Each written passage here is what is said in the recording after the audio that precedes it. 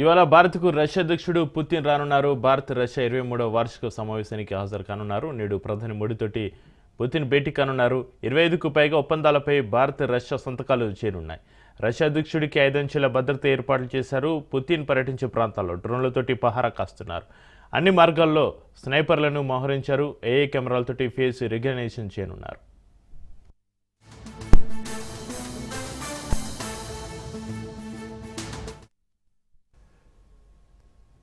Putin భారత్లో ఉన్నంత కాలం తినే ఆహారం, తాగే నీరు, రోజువారీ వాడే వస్తువులు పూర్తిగా రష్యా నుంచే రప్పిస్తారు. క్రెమ్లిన్ దగ్గర పనిచేసే ప్రత్యేక చెఫ్లు వండిన భోజనాన్ని అత్యాధునిక మొబైల్ ల్యాబొరేటరీలో పరీక్షించి మాత్రమే సర్వ్ చేస్తారు. విషపూరిత లేదా ఏదైనా రసాయన జాడ కలుస్తుందేమోనన్న అనుమానంతో జాగ్రత్త తీసుకుంటారట.